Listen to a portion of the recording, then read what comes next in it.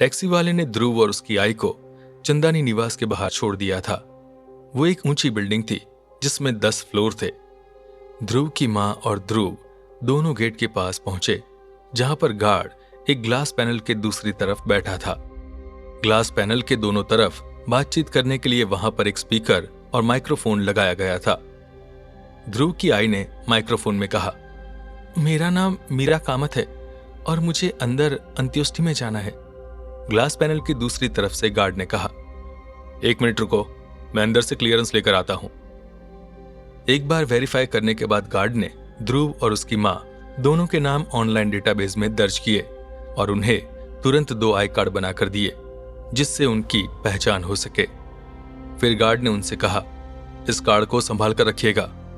इसके बाद दोनों के सामने वो भारी हैवी ड्यूटी दरवाजा खुलता है और दोनों बिल्डिंग के अंदर दाखिल हो जाते हैं। थोड़ी दूर पर उन्हें बिल्डिंग का ग्राउंड फ्लोर दिखाई देता है, जो पार्किंग स्पेस की तरह इस्तेमाल किया जाता था। उसके बीच से एंट्रेंस गैलरी बनी थी, जो घर के रिसेप्शन तक जाती थी। गैलरी में घुसने से पहले और पार्किंग एरिया तक पहुंचने से पहले ध्रुव और उसकी मां की 2 बार चेकिंग की गई। रिसेप्शन एरिया में एक 30 से 40 साल का आदमी उनका वेट कर रहा था। उसने सफेद कुर्ता पहना हुआ था। ध्रुव उस आदमी को देखते ही पहचान गया कि वो कौन है।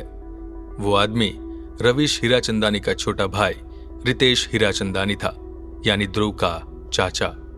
रितेश ने ध्रुव की आई को नमस्ते कहा और ध्रुव से हेलो कहकर उन्हें एक लिफ्ट की तरफ ले गया। इस लिफ्ट से ही दूसरे फ्लोर पर जाया जाता था। लिफ्ट धीरे धीरे ऊपर जा रही थी और इसी बीच रितेश ने उसकी आई से कहा, आपका यहां आने के लिए बहुत बहुत शुक्रिया। यह अच्छी बात है कि आप अपने बेटे को भी साथ में लेकर आई है। ध्रुव रितेश की चेहरे की रेखाओं को पढ़कर यह बता सकता था कि रितेश को उनके यहां आने से ज्यादा खुशी नहीं थी। ध्रुव की आई ने जवाब देते हुए कहा, मैं यहां अपने पति के लिए आई हूं। उनकी आखिरी इच्छा पूरी करना मेरी जिम्मेदारी है। साफ था कि उसकी आई अपनी बीती यादों को भुला नहीं पाई थी। रितेश उनकी बात सुनकर चुप हो गया और फिर लिफ्ट में सन्नाटा छा गया। कुछ देर बाद लिफ्ट का दरवाजा खुला और वो लोग एक लंबी गैलरी में पहुंच गए, जहां दोनों तरफ कुछ कमरे बने हुए थे। उस गैलरी में आगे चलते चलते वो एक बड़े खुले हॉल में पहुंचे। उस हॉल का दूसरा सिरा बालकनी की तरफ पड़ता था और उसी दिशा में रविश हीराचंदानी का पार्थिव शरीर परिवार और संबंधियों के लिए रखा हुआ था। शरीर को मौसम से बचाने के लिए उसे एक ग्लास के केस में रखा हुआ था, जिसमें लगातार एयर कंडीशनिंग दी जा रही थी। ध्रुव की आई दौड़ते हुए रविश हीराचंदानी के पार्थिव शरीर के सिरहाने बैठकर बुरी तरह से रोने लगी। ध्रुव उन्हें संभालने के लिए उनके बगल में बैठ गया। वहां मौजूद बहुत से लोग उन दोनों को देखकर काफी हैरान हो गए थे, क्योंकि उन्होंने इससे पहले उन्हें कभी वहां नहीं देखा था। थोड़ी देर बाद आई और ध्रुव एक सिरहाने आकर बैठ गए, जहां दूसरे लोग भी बैठे हुए थे। कुछ देर बाद 4 लोग आए और रविश हीराचंदानी के पार्थिव शरीर को उठाकर वहां से चले गए। वो सभी रविश हीराचंदानी को अंतिम संस्कार के लिए ले जा रहे थे। कुछ देर बाद वो सभी लोग वापस आ गए और रितेश के हाथ में अस्थियों से भरा कलश था। एक 50 साल का आदमी जो चश्मा लगाए हुए था सभी के सामने आया और अपनी जेब से एक पेपर निकाला और फिर सभी की तरफ देखते हुए उसने कहा, आप सबका यहां पर आने के लिए बहुत बहुत धन्यवाद। हम सभी को रविश भाई की याद हमेशा आती रहेगी और उनके ना होने का एहसास भी हमारे साथ रहेगा। यहां सभी लोग परिवार के हैं और उनमें से मीरा जी और ध्रुव भी है। मैं उन दोनों का धन्यवाद करता हूं। मेरे हाथ में रविश भाई की लिखी हुई वसीयत है, जिसमें उन्होंने बताया है कि उनके जाने के बाद उनकी संपत्ति किसको मिलेगी। उन्होंने कहा है यह उनकी इच्छा है कि ध्रुव और उसकी आई को इस परिवार का हिस्सा माना जाए। उनकी सभी निजी संपत्ति ध्रुव और उसकी आई को जाती है। हीराचंदानी ग्रुप के लीडर के तौर पर उन्होंने अपने छोटे भाई को चुना है। जब तक परिवार में तीसरी पीढ़ी का कोई सदस्य अपनी काबिलियत साबित नहीं करता, उन्हें आशा है कि उनकी इच्छाओं का पालन होगा। वसीयत को पढ़ने के बाद वहां मौजूद लोगों के बीच में आपस में बातचीत होने लगी। ध्रुव ने देखा कि वहां मौजूद ज्यादातर लोग उस वसीयत से खुश नजर नहीं आ रहे थे। अब आगे क्या होगा इसके बारे में ध्रुव को कुछ पता नहीं था। रविश हीराचंदानी की वसीयत ने वहां पर मौजूद सभी लोगों को हैरान कर दिया था। उन सभी की आंखों में ध्रुव को अपने और अपनी आय के लिए नफरत और जलन साफ साफ दिख रही थी। वो नहीं जानता था कि उसके परिवार में कौन कौन लोग हैं, लेकिन उसे इस बात में कोई शक नहीं था कि उनकी प्रेजेंस वहां पर अनवेलकम थी। ध्रुव जितनी जल्दी हो सके वहां से जाना चाहता था। ध्रुव को समझ नहीं आ रहा था कि एक ही पल में कैसे उसकी जिंदगी ने 180 डिग्री टर्न ले लिया था। उसने अपनी जगह से देखा कि उसके चाचा के बगल में कोई लेडी खड़ी हुई थी। इंटरनेट पर उसने उनका नाम देखा था। वो थी जानी मानी मॉडल सुमित्रा हीराचंदानी, जो रितेश हीराचंदानी की वाइफ थी, और उस हिसाब से वो रिश्ते में ध्रुव की चाची थी। जब सुमित्रा ने देखा कि ध्रुव उसकी ही तरफ देख रहा है तो वो उसे देख हल्का सा मुस्कुराती है, लेकिन ध्रुव उस स्माइल के पीछे की फेकनेस को पहचान गया। अपनी पूरी कॉलेज लाइफ में जिन लोगों से वो दूर भागता रहा, आज फिर उनके बीच में खड़ा हुआ था और वो उसके रिश्तेदार भी बन गए थे। ध्रुव समझ नहीं पा रहा था कि आखिर उसके पापा ने ये सब क्यों किया और वो ये सब करके क्या अचीव करना चाहते थे। ध्रुव के कितने ही बर्थडे उन्होंने मिस किए, आई के कितने ही प्रमोशंस को भी उन्होंने मिस किया। बेसिकली वो उसकी लाइफ में कभी रहे ही नहीं, ना तो डायरेक्टली और ना ही इनडायरेक्टली। जब उसका और उसकी मां का उनसे कोई रिश्ता बचा ही नहीं था, तो फिर वो इतने सालों बाद क्यों उनके लिए प्रॉब्लम्स खड़ी कर रहे हैं। जितना ध्रुव हीराचंदानी ग्रुप के बारे में जानता था, उस इंफॉर्मेशन से उसे पता था कि यहां पर लीडर की पोजीशन के लिए बहुत ज्यादा कंपटीशन होता है। आखिर हीराचंदानी उसके जैसे किसी बाहरी को कैसे अपना लीडर बना सकता है। सबसे बढ़कर उसे खुद अपने ऊपर भरोसा नहीं था कि वो इस पोजीशन के लिए कंपीट कर सकता है या अपने आप को एक कैंडिडेट के तौर पर प्रेजेंट कर सकता है। हीराचंदानी का इतना बड़ा बिजनेस हजारों कंपनीज और बहुत सी कॉम्प्लेक्स डील्स का नतीजा था। ऐसे में उसके जैसा एक मैनेजमेंट स्टूडेंट क्या ही कर पाएगा ऐसे एम्पायर को मैनेज करने में। ध्रुव की चाची ने रितेश की कान में धीरे से कहा, ये सब क्या गड़बड़ है? क्या तुमसे इतना सा भी काम नहीं होता? रितेश ने गुस्से में जवाब दिया, मेरा भाई क्या कर रहा था इसका मुझे कैसे पता होगा? वो तो लंबे टाइम से लंदन में था। तो सुमित्रा ने कहा, जस्ट अमेजिंग।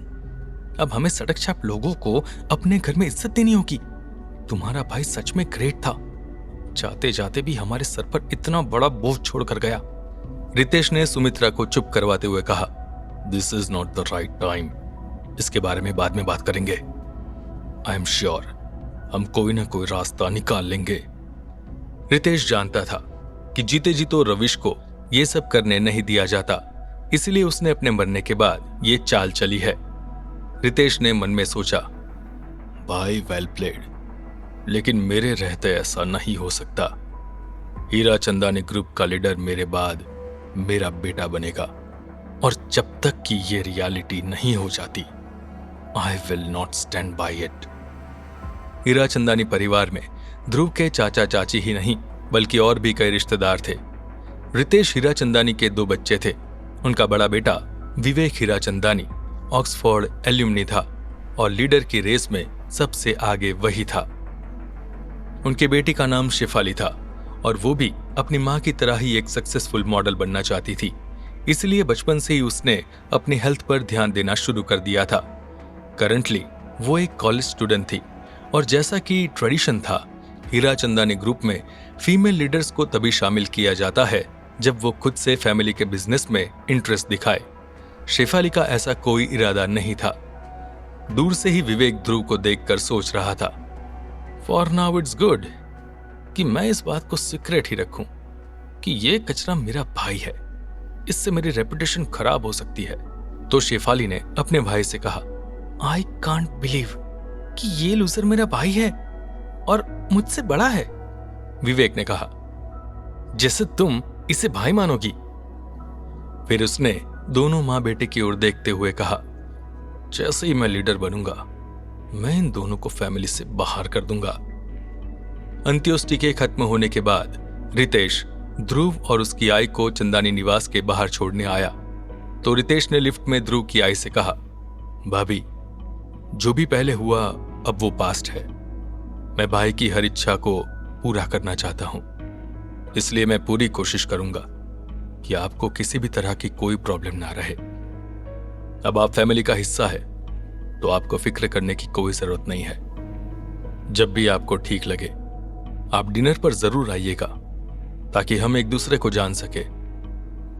मैं सिक्योरिटी टीम से कहकर आपके लिए परमानेंट क्लियरेंस अरेंज करवाता हूं। जब भी आप दोनों को यहां आना हो आप आ सकते हो। ध्रुव की आई ने रितेश की बात सुनकर कोई रिएक्शन नहीं दिया और यह देखकर ध्रुव थोड़ा सरप्राइज था। फिर उसे याद आया कि उसकी आई ने अभी अभी अपने पति को खोया है और ऐसे वक्त में उनके लिए कुछ भी कह पाना या सोच पाना बहुत ही मुश्किल होगा। ध्रुव को अपनी आई की चिंता थी क्योंकि यह दर्द उनके साथ हमेशा रहने वाला है। फिर रितेश ने ध्रुव से पूछा, ध्रुव, तुम तो मैनेजमेंट पढ़ रहे हो ना? I know about your college. Very good. तब तो तुम्हें बिजनेस के बारे में काफी कुछ पता होगा। तुम्हें कोई भी हेल्प चाहिए तो ध्यान रहे कि तुम्हारा चाचा अभी है। मैं तुम्हारी पूरी मदद करूंगा। ध्रुव ने हां में अपना सिर हिला दिया लेकिन कुछ कहा नहीं। रितेश ने ध्रुव और उसकी आई के लिए परमानेंट क्लियरेंस अरेंज करवा दिया और उन्हें 2 कार्ड्स इशू हो गए जिसकी मदद से वो कभी भी चंदानी निवास में आ जा सकते थे। फिर रितेश ने ध्रुव से कहा, इसे संभाल कर रखना। लौटते वक्त रितेश ने ध्रुव और उसकी आई को फोर्स किया कि वो उनके लिए गाड़ी अरेंज कर रहा है, लेकिन मां ने मना कर दिया। चंदानी निवास से बाहर निकलकर उन्होंने एक टैक्सी पकड़ी और अपने घर की तरफ चल दिए। पूरे रास्ते एक अजीब सा सन्नाटा छाया रहा, लेकिन ना तो ध्रुव ने अपनी मां से कुछ कहा और ना ही उसकी आई ने उससे कुछ कहा। ध्रुव के मन में कई सवाल थे और गुस्सा भी था। आखिर उसकी मां ने कोई रिएक्शन क्यों नहीं दिया? वो चुप क्यों रही? ध्रुव ने मन ही मन सोचा, यह हो ही नहीं सकता कि हीरा चंदानी परिवार मुझे और मेरी आई को एक्सेप्ट कर ले। इसलिए अच्छा यही होगा कि मैं उनसे दूरी बना लूं। घर आकर आई चुपचाप कमरे में चली गई। उन्होंने ध्रुव से एक शब्द तक नहीं कहा। ध्रुव भी अपने कमरे में आकर चुपचाप बेड पर लेट गया और सोने की कोशिश करने लगा। थोड़ी देर कोशिश करने के बाद उसे नींद आ गई और वह अजीब ख्यालों में खो गया। अगले दिन जब ध्रुव की आंख खुली, उसके फोन के बजने के कारण वो कोई अननोन नंबर था। ध्रुव ने फोन उठाया और दूसरी तरफ से आवाज आई, हेलो सर, मैं शिवानी, आपकी पर्सनल असिस्टेंट बोल रही हूं। ध्रुव ये सुनकर हैरान रह गया। उसे समझ नहीं आ रहा था कि अब ये कौन सा नया ड्रामा है। उसे क्या पता था कि अब तो उसकी पूरी लाइफ ही चलता फिरता ड्रामा बनने वाली है। क्या ध्रुव एक्सेप्ट करेगा अपनी नई पहचान को या फिर हो जाएगा किसी नई साजिश का शिकार? जानने के लिए सुनते रहिए।